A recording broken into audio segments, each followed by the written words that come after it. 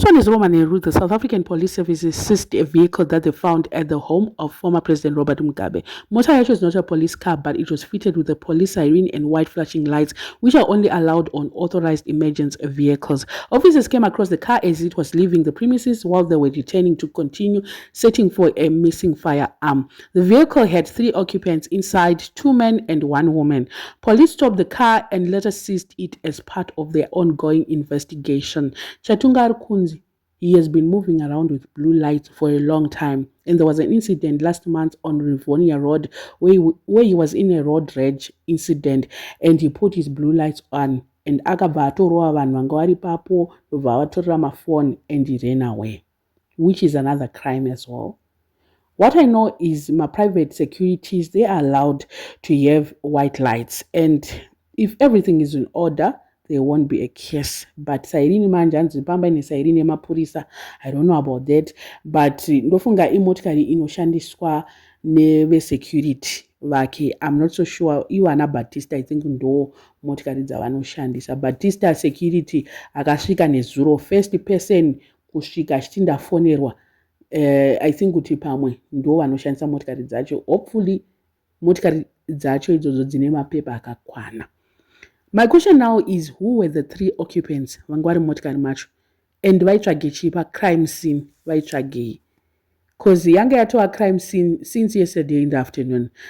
Crime scene yacho vakaipinzwa nani futi ipapo? Pane nyaya ipapo. Nyaya yacho manje yakatozodedzerwa diplomatic police to search around, but still hapana chavakawana. Indiri kutoona senge pfutika izvezvi yatova history. Vakomana are now officially arrested. Yesterday they were just taken in for questioning, but after being questioned and they ended up being suspects. So they were actually vakavharirwa macells nezuro vakarara macells.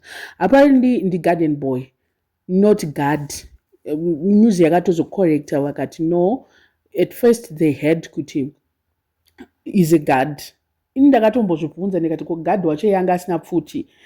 Because in South Africa magadi mamwe anenge aine pfuti and the likes. So kana anga asina zvakatoniconfuse until now they confirmed kuti asi garden boy. It's actually the garden boy, not a guard. I wonder why they shot him, because anga asina ka any weapon. I don't think a 23-year-old garden boy would have a firearm. Why would they shoot him? No matter what, can you shoot someone who doesn't have any, like, it was just an altercation that I thought that I'm thinking kuti it was just kungotaurirana pamwe kutadza kushanda kana kuti chii. Why would they pull a trigger?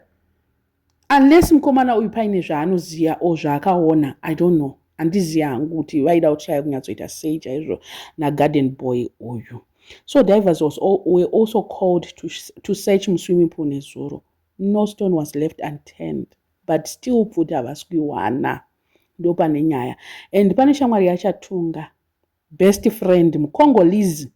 Inini ndiri kutongoti suspect futi iye Saji suspect.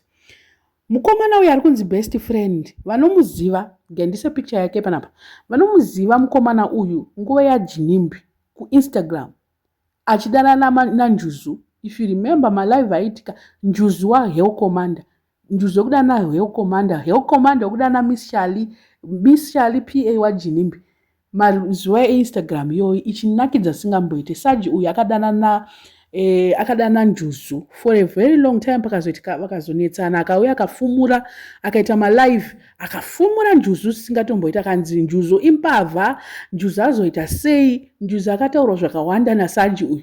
And Saji is also friends to Kate Mahlala uyu ari kunetsa kuSouth Africa akukusungo ishamwari futi. Do you see the connection iri panapa iyi?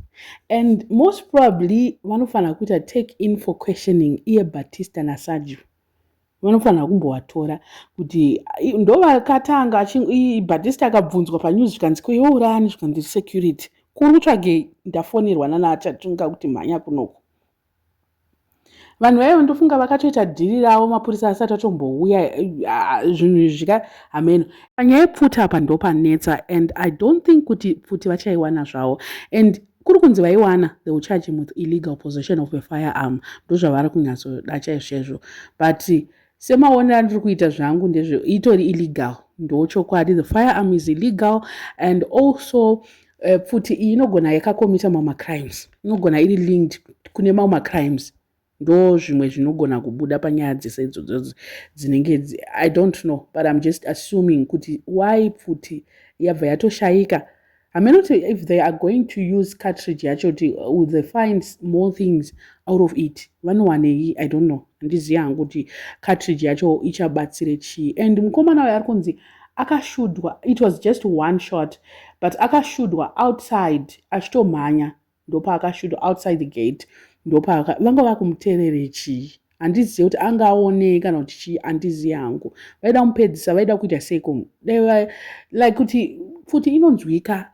Why would they want kuda kuuraya munhu achishandisa method yekudaro handiziva zvangu kuti anga anyanyotadze chii iye 23 year old uyu. Haminoti nationality yake chii havasati vataura kuti nationality I don't think kuti muSouth African ini I don't because danga ari muSouth African I think vanenge vatodisclose kuti zvakamira so muSouth African vanenge vachitopopota zvingatomboite more futi izvezvi yatova kwazvimba trust me it's no longer there in South Africa. Pataiti baba vacho vanoba mavhotsi vanoriga vaitiseka nawo ngavaoneka vana vacho kuti vari kuriga sei taitaura isusu chiti vanhu avo vanotibirira mavhotsi vanoita sei ende hamutombozviona vamugone kutozvitiresa ndizvozvi zviri kuitika ipapapa vakadzidziswa umbavha nababa vacho vakadzidziswa zvese izvi nababa vacho ko makamera nai vedu we makamera were there no cameras and if they were there I don't think kuti by this time inonzi storage hard drive yemakamera yacho ichiripo hapasina zvese and mapurisa futi akatanga kusvika pamwe atova miliyoni yaizvozvi pamwe akatobribiwa who knows mapurisa andamarika zvinhu zvacho havatombotarisa kuti munhu ari critical kana kuti ari chii havatombozvitsvage and it's now quite obvious I think that the gun will not be found at this moment. Only the gun knows where it is. No one knows because vatsvaga usiku hwese vachichinjana mashift vachita sei but still havasati vawana and panapa manje pakuda kutovhunzwa kungoti vanenge vasina evidence yekuti shamwari vanodzitorerei ivo mabillionaire Saji is a billionaire kashamwari yacho yemukongolese is a billionaire and kuti because ari linked kunana Ketka kuzoti vamoti iwo ongwa ine mhosva wakasvika pacrime scene uchida kusapota or ivo Batista kuti imazvosvika sei anongoti ndiri security I don't know anything ndo vanenge vakamuvhisa zvinhu outside vakatomhanya ndofunga crime ichingo uyu vachifonera masecurity avo anenge ari padhuze obvious pamba pavo futi panenge paine security wobva watongoshayisa shaika vatoenda ipo panoda kutariswa movement yemakamera hapashaye Hyde Park haishaye macameras around because it's sent in. They cannot say macameras avana next door they should provide CCTV as well CCTV road kuona movement yakaitika after that where they pulled the trigger. I don't know what you guys think. Let me know in the comment section what are your thoughts. If you're not a subscriber, please make sure that you're subscribed and see you in my next video.